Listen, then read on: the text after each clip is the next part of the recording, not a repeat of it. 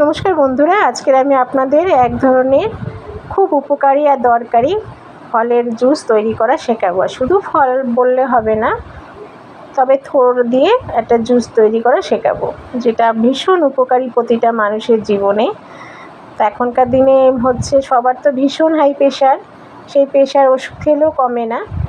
তাই একমাত্র যদি আপনারা এই থোড়কে কিনে নিয়ে এনে এইভাবে বড় বড় টুকরো করে নিয়ে মিক্সি বাটিতে পেস্ট করে খেতে পারেন, তাহলে মনে হয় 5 দিনের মধ্যেই আপনার যত প্রেশার, হাই প্রেশার একদম নর্মাল হয়ে যাবে।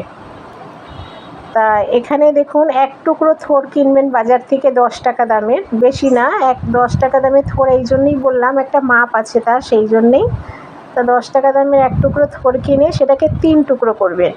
সেই 3 টুকরোর 1 টুকরো এইভাবে বড় বড় করে কেটে নেবেন।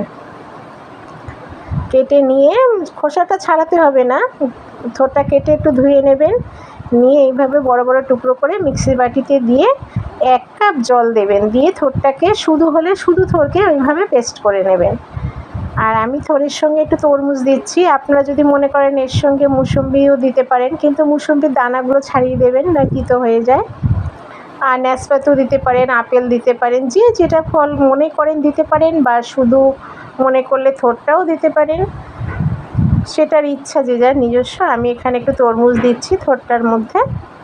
তো এইভাবে তরমুজগুলোকে কিন্তু দানা ছাড়িয়ে নিয়েছি। যেই কোনো ফল দিন না কেন, দানাটা সবসময় ছাড়িয়ে দেবেন।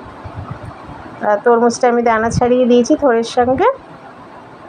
কোনো রকম জল দেব না, জল ছাড়া আমি এই রসটা বানিয়ে নেব। তা বাজারে সবচাইতে কম সবজির মধ্যে দাম কম কিন্তু থোড়, কিন্তু এই থোড়টা সবচাইতে বেশি উপকার মনে হয় আমার মানুষ জীবনের মধ্যে। কারণ আজকালকার সবার ভীষণ হাই প্রেশার, এই প্রেশারটা ওষুধের সঙ্গে একমাত্র থোড়ই কমাতে পারে, আর কোনো সবজি এটা পারে না। একমাত্র থোড়ের রস যদি আপনি খালি পেটে রোজ সকালে খেতে পারেন, তাহলে কোনো দিনই আপনার হাই প্রেশার হবে না। তাই আমি আপনাদেরকে শেয়ার করলাম। তা চলুন, আমি এই রসটা বানাচ্ছি কীভাবে আপনাদের আমি তা দেখাবো। আর আপনারা যদি মনে করেন এইভাবে শুধু থোড় পারলেও থোড়ের রসটা বানিয়ে নিতে পারেন। তো চলুন, আমি এটা পেস্ট করছি। তা দেখুন, এইভাবে পেস্ট করে নিয়েছি কোনো রকম জল ছাড়া। তা আপনারা যদি মনে করেন থোড়ের সঙ্গে কিছু দেবেন না, এইভাবে থোড়টাকেও 1 কাপ জল দিয়ে এভাবে পেস্ট করবেন। যেহেতু থোড়টা করবেন তখন কিন্তু বানাবেন, তখন 1 কাপ জল দেবেন। আমি তরমুজ যেহেতু দিয়েছি, এখানে আমি জল দিইনি। তরমুজ থেকে তো হামেশাই জলটা বেরোয়, তরমুজের মধ্যে যেহেতু জল থাকে সেজন্য আমি জল দিইনি। তো এইভাবে পেস্টটা বানিয়ে নিয়েছি।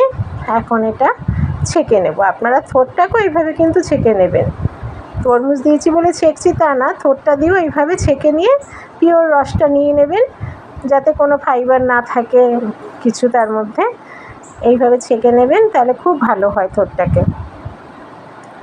প্রতিটা মানুষের জীবনে থোড়টা ভীষণ দরকারি আমার মনে হয়। যাদের রক্ত কম আছে তারাও খেতে পারেন থোড়টা ভাজা করে, যাদের হাই প্রেশার আছে তারাও এভাবে রস করেও খেতে পারেন, আর রক্ত কম যারা আছে তারাও এভাবে রসটা বানিয়ে খেতে পারেন।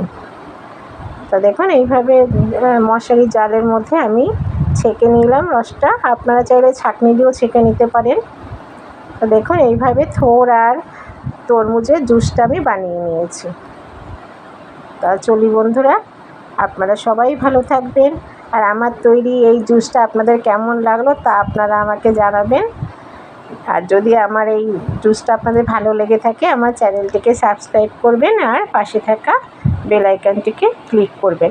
আর এই জুসটা ভীষণ ভালো খেতে, খুব ভালো খেতে। চলি বন্ধুরা, টাটা বাই।